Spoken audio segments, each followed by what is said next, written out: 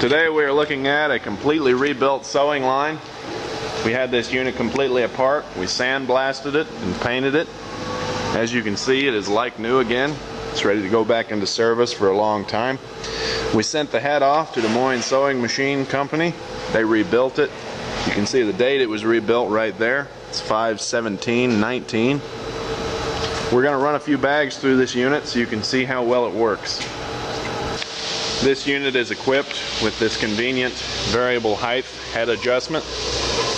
The head can be raised or lowered by this crank.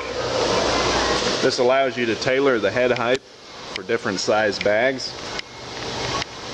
It's very easy, takes no time at all.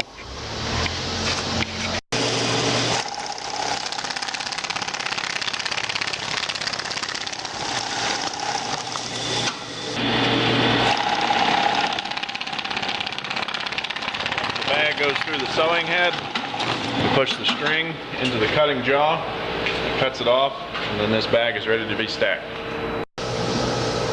And here you can see the finished product.